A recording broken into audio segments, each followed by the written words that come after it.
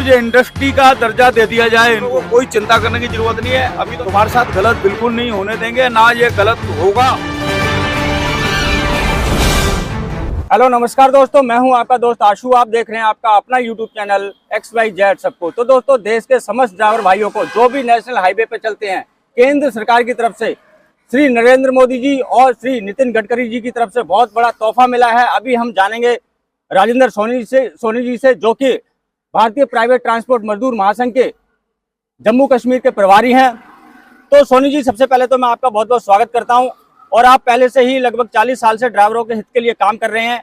आपने पहले भी ही अपना नई दिल्ली हो गया, पुरानी दिल्ली हो गया, यहाँ पे ड्राइवर भाइयों के लिए रेस्ट हाउस बनवाए हैं। केंद्र सरकार की तरफ से वो बनाए गए थे, लेकिन सारी मेहनत आपकी थी। तो अब जो केंद्र सरकार ने ये बहुत बड़ा फैसला लिया है, ड्राइवर भाइयों को ये इतना बड़ा तोहफा दिया है, जो 8-8, 10-10 घंटे, लगभग 12-12 घंटे ड्यूटी करते थे, उनको कहीं पे रुकने की जगह नहीं मिलती थी, कहीं पे वो नहा धो नहीं सकते थे, कहीं पे अपनी गाड़ी नहीं लगा सकते। तो केंद्र सरकार ने ये जो फैसला लिया है, इसमें कहीं ना कहीं आप लोगों की भी काफी मेहनत रही है। तो आप इस पर क्या कहेंगे? देखो, जब मैं ये इतना कहूँगा आशु जी, जब मैं टैक्सी चलाता था जहाँ से देहरादून हम लोग अप डाउन करते थे, आज से मैं 30 साल पहले की बात बता रहा हूँ आपको। जब मैं कभी कभी देखता था, हमारे लोगों के लिए ना, जो ड्राइवर हैं, चाहे ट्रक चलाते हैं, टेम्पू ट्रेवल है, टैक्सी वालों के लिए कोई ऐसी देश के अंदर जगह नहीं थी भाई 2 घंटे 3 घंटे को रुक सके। तो अब हुआ क्या है, देश के प्रधानमंत्री ने ऐसी घोषणा करी है, जो कि आज़ादी के बाद ये पहली बारी घोषणा हुई है। किसी प्रधानमंत्री ने, मोदी जी ने और नितिन गडकरी ने सोचा भाई इन लोगों के लिए भी हम कुछ करें, ड्राइवरों के लिए। तो मैं ये समझूंगा ये बहुत बड़ा इन्होंने काम कर दिया। 1000 अगर रेस्ट रूम पूरे हाईवे पे बनेंगे तो इनको फायदा भी होगा, ये जो ड्राइवर्स को है, चाहे वो टैक्सी चलाते हैं, चाहे बस चलाते हैं, चाहे टेम्पू चलाते हैं, जो भी है, ड्राइवर के लिए इतना अच्छा काम हो जाएगा। मैं ये समझूंगा आज़ादी के बाद पहली बारी केंद्र सरकार ये काम करना जा रही है। किसी सरकार ने इनकी तरफ ध्यान नहीं दिया। और दूसरी, जो भारतीय मजदूर संघ है, हमारी देश की सबसे बड़ी यूनियन, उसी की ट्रांसपोर्ट यूनियन के अंदर हम काम कर रहे हैं। अभी तो ये एक काम कराया इन्होंने मोदी जी ने। अब दूसरा, हम ये भी मांग कर रहे हैं, कम से कम इस देश के अंदर है ना, ये सबसे बड़ा उद्योग है ट्रांसपोर्ट का, जिसमें बस वाले भी हैं, टेम्पो ट्रेवल्स वाले भी हैं, ट्रक वाले भी हैं, और आपका ऑटो हैं, टैक्सी हैं।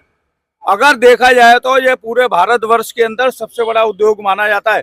जो संख्या है वो हमारे लोगों की है, इन लोगों की। बिल्कुल, लगभग 24 करोड़। 24 से नहीं, मैं मानूंगा 30 करोड़ लोग हैं। 24 करोड़ नहीं है, ये लोग गलत कह रहे हैं।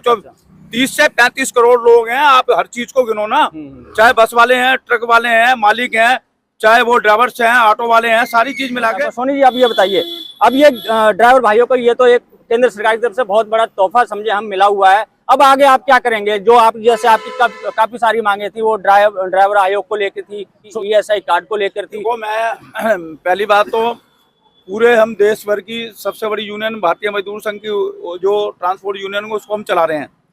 चलाने पूरे देश भर के ड्राइवरों को पूरा विश्वास दिलाती है भारतीय मजदूर संघ। तुम्हारे साथ गलत बिल्कुल नहीं होने देंगे, ना ये गलत होगा। अगर होगा भी तो केंद्र सरकार से हम लोग लड़ेंगे। हम सेंट्रल ट्रेड यूनियन के अंदर हैं, और जो यूनियन इसके अंदर काम कर रही है, ट्रांसपोर्ट के अंदर काम कर रही है, तो वो भी अपने अपने तरीके से कर रहे हैं। ड्राइवरों को कोई चिंता करने की जरूरत नहीं है। अभी तो ये ठंडे बस्ते में चला गया है कानून। अब आप ये कहते हो, दूसरी बात देखो, हम लंबे समय से मांग कर रहे हैं, एक तो ये इंडस्ट्री का दर्जा दे दिया जाए इनको। जैसे आपने देखो, लेबर एक्ट कानून बने हुए हैं। लेबर एक्ट कानून के अंदर क्या होता है, जो मजदूर आदमी है, लेबर है, उसको हर सुविधा मिलती है। हम बार बार यही कह रहे हैं, क्योंकि हमें किसी सरकार के ऊपर भरोसा नहीं था। पिछली सरकारें आई, उन्होंने कुछ नहीं करा था। अब इस सरकार से थोड़ी उम्मीद है, मोदी जी की सरकार से। अगर यदि ये वेलफेयर बोर्ड दे देते हैं इनको, तो मैं ये समझूंगा इन लोगों की आधी समस्या फैमिली की खत्म हो जाएगी।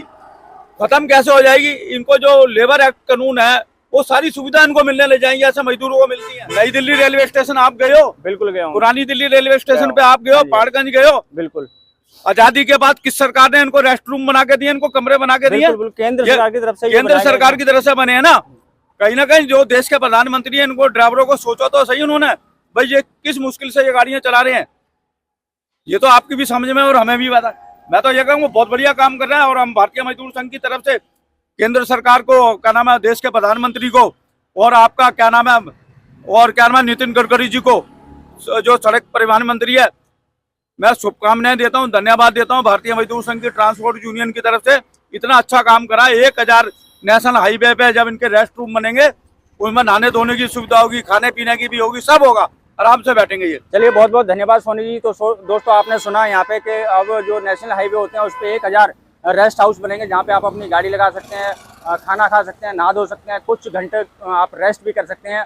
जैसे कि आप गाड़ियाँ कहीं पेट्रोल पंप पे लगाते थे या कहीं रोड के किनारे लगा दिया करते थे, आपकी गाड़ी में काफ़ी महंगा सामान हुआ करता था, वो चोरी हो जाता था, कई बार आपका डीजल चोरी हो जाता था, कई ऐसी समस्याएं आपको होती थी। लेकिन जब ये रेस्ट हाउस बन जाएंगे तो आपको जो ऐसी समस्याएं होती थी उनसे छुटकारा मिल जाएगा। आपको सरकार की तरफ से एक जगह मिल जाएगी, वहां आप रुक सकते हैं बड़ी आसानी से।